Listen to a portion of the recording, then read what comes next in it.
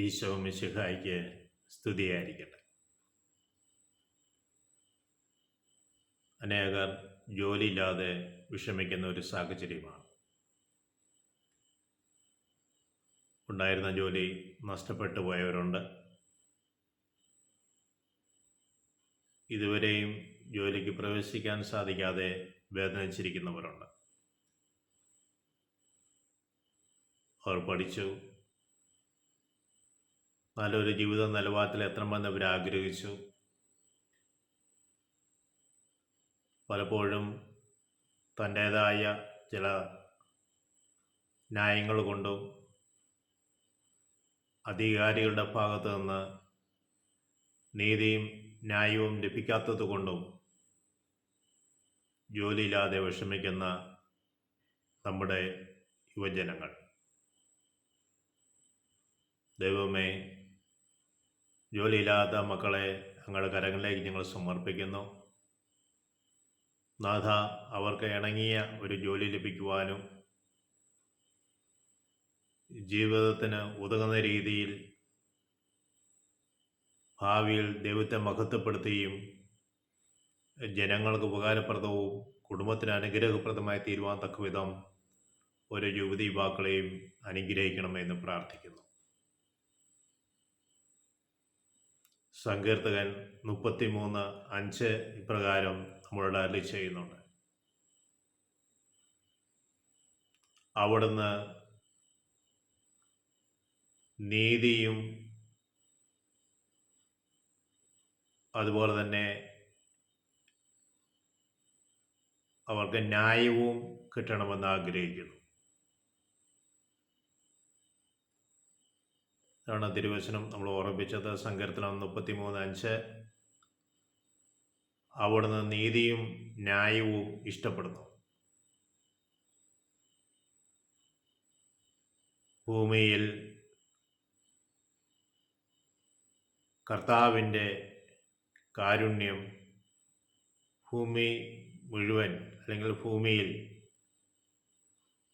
കർത്താവിൻ്റെ കാരുണ്യം നിറഞ്ഞിരിക്കുന്നു.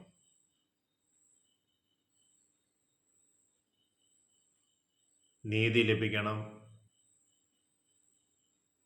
അതുപോലെ തന്നെ ന്യായവും ലഭിക്കണം.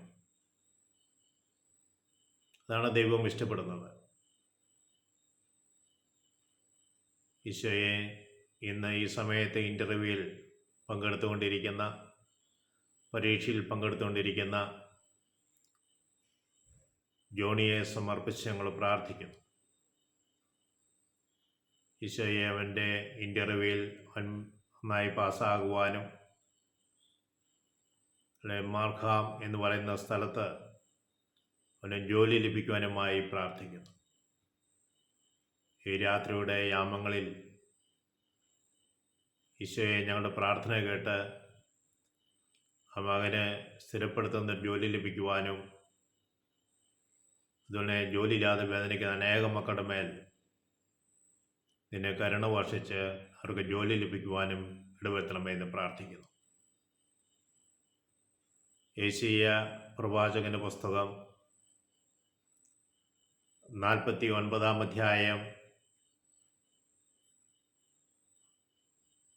13 മുതലുള്ള തിരുവചനങ്ങൾ നാം ഇപ്രകാരം വായിക്കുന്നുണ്ട്: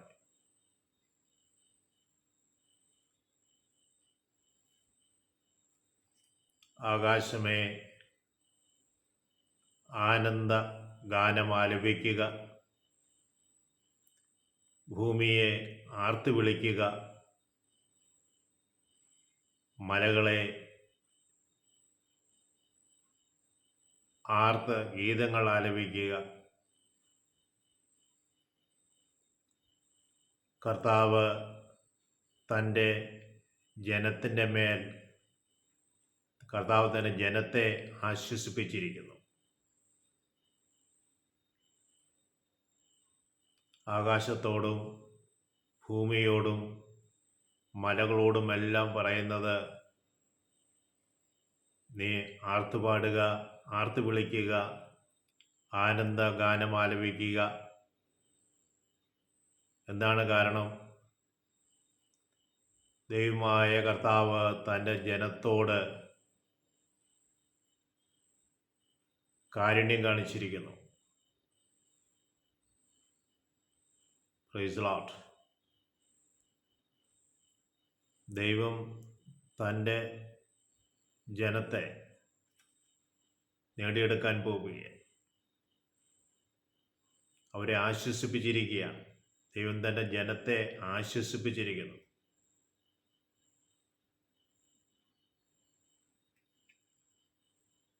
അവരോട് കരുണ കാണിക്കുന്നു. ജനത്തെ ആശ്വസിപ്പിക്കുന്ന ഒരു ദൈവമാണ് നമ്മൾക്കുള്ളത്. ദുഃഖങ്ങളും വിലാപങ്ങളും അകന്നു പോകട്ടെ. നീ ആനന്ദഗീതം ആലപിക്കണം. Praise Lord. ജോലിയില്ലാത്ത മക്കൾ ഈ വചനം കേൾക്കുമ്പോൾ എഴുന്നേറ്റ് നിന്ന് ഒന്ന് പ്രാർത്ഥിക്കുക. ഈശോയെ, എനിക്കൊരു ജോലി തന്ന് എന്നെ അനുഗ്രഹിക്കണമെന്ന് പ്രാർത്ഥിക്കണം. അവിടുത്തെ മുമ്പിൽ മുട്ടുമടക്കുന്നവരെ അവിടുന്ന് വെറും കൈയോടെ പറഞ്ഞയക്കുകയില്ല. അവിടുത്തെ അനുഗ്രഹം ദിനമല്ല എപ്പോഴും ഉണ്ടായിരിക്കും. അവിടുന്ന് ജോഷയോട് പറഞ്ഞതുപോലെ 1-ാം അധ്യായം 9-ാം തിരുവചനം, നീ ഒന്നിനെക്കുറിച്ചും സംഭ്രമിക്കുകയോ ഭയപ്പെടുകയോ ചെയ്യരുതെന്ന് നിന്നോട് ഞാൻ കൽപ്പിച്ചിട്ടില്ലേ? നീ പോകുന്നിടത്തെല്ലാം നിന്റെ ദൈവമായ കർത്താവ് നിന്റെ കൂടെ ഉണ്ടായിരിക്കും. എൻ്റെ ദൈവം എൻ്റെ കൂടെയുണ്ട് എന്ന് വിശ്വസിക്കുക. നമ്മൾ സംഖ്യാപുസ്തകം 23-21 പറയുന്നുണ്ട്, യാക്കോബേ, നിനക്ക് ആഭിചാരം ഏൽക്കുകയില്ല, ഇസ്രായേലെ നിനക്ക് ക്ഷുദ്രവിദ്യ ഫലിക്കുകയില്ല. അത് 23-21 നമ്മൾ കാണുന്നുണ്ട്, അവരുടെ ദൈവമായ കർത്താവ് അവരുടെ കൂടെയുണ്ടായിരുന്നു. ദൈവം കൂടെയുണ്ടെങ്കിൽ ഒരു അന്താരാഷ്ട്ര പ്രവർത്തനവും നമ്മുടെ മേൽ ഫലിക്കുകയില്ല. ദൈവമില്ലാതെ വരുമ്പോഴാണ് തിന്മ നമ്മളെ ആഞ്ഞടിക്കുന്നത്. ദൈവം നമ്മുടെ കൂടെയുണ്ട് എന്നുള്ള വിശ്വാസമുണ്ടാകണം. വിശ്വാസം ബുദ്ധിയുടെ തലത്തിൽ നിന്നാൽ പോരാ, അത് അനുഭവതലത്തിലേക്ക് കടന്നു വരണം.